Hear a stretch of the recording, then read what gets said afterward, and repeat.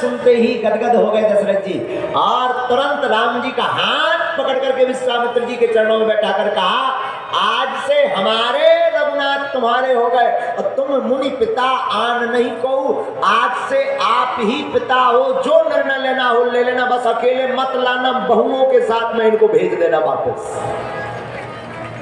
बोलो सीताराम। राम जी विश्वामित्र जी के साथ गए,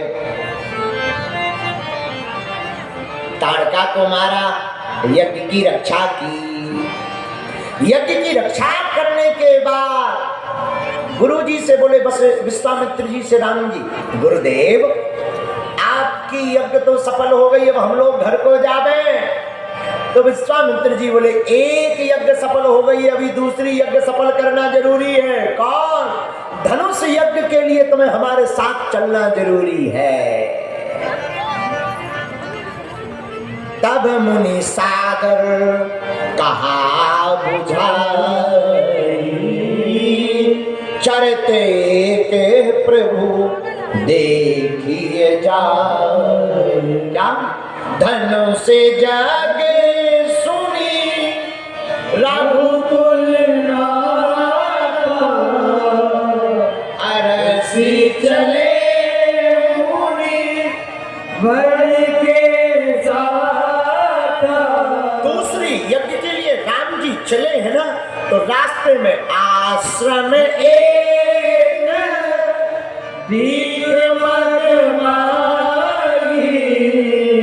खगमृग जीव जंतु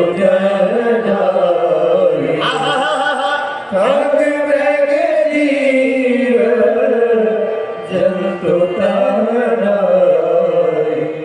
भैया जब राम जी जनकपुर के लिए चले ना, तो रास्ते में एक आश्रम मिला, वहां पर कोई नहीं है, एक शिला बैठी है मूर्ति रूप में, शिला है, कोई नहीं। आदमी की छोड़ो, आश्रम में महात्मा होने चाहिए, महात्मा तो ठीक, खगमृग जीव जंतु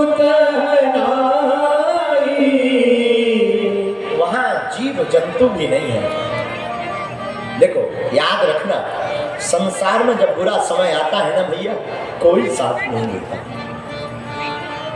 अपने बुरे समय को प्रत्येक व्यक्ति को झेलना पड़ता है।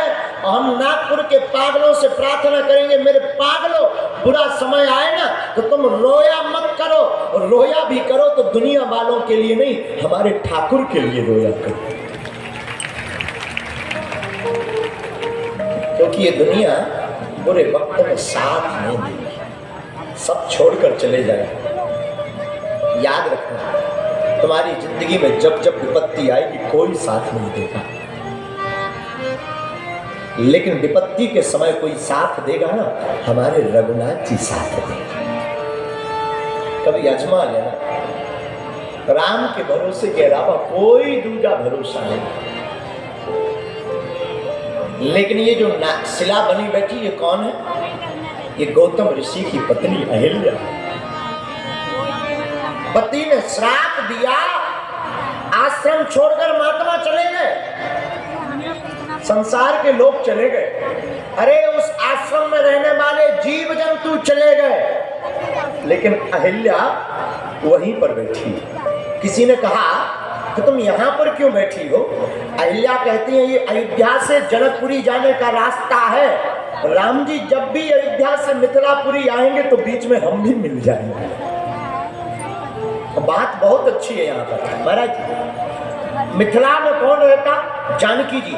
जानकी जी कौन है? भक्ति माता। भक्ति माता कहाँ रहती? भक्ति नगर में।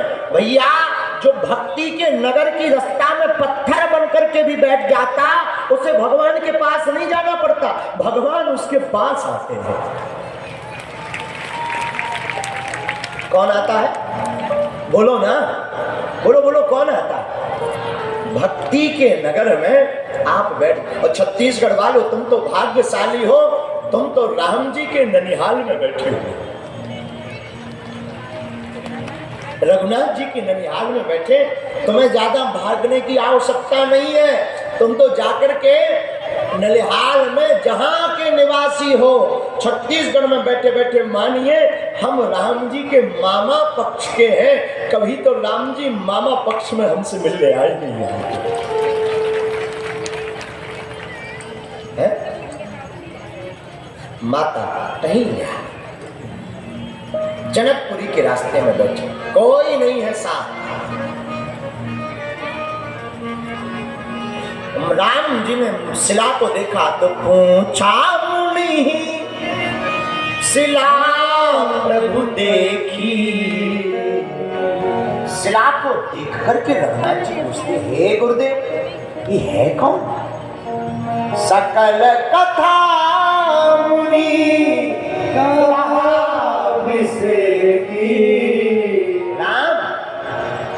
गौतम नारी सब बस उपल दे राम, ये गौतम ऋषि की पत्नी अहिल्या आपके चरणों का रज चाहती। रघुनाथ जी कहते, गुरुदेव हम तो राजकुमार, भला राजकुमार क्षत्रिय धर्म का बालक ऋषि पत्नी के ऊपर अपने चरण कैसे रख सकता है? तब श्री विश्वामित्र जी कहते, राम तुम राजकुमार तो हो लेकिन जगत के आधार भी तो हो, ये मत भूल जाइएगा। आप जगत आधार हैं। अच्छा हाँ, दूसरी बात सुनिए, बहुत अच्छी बात है। अहिल्या कौन है? ऋषि पत्नी, पत्थर बनी, पत्थर बनकर के भी नारी बनी।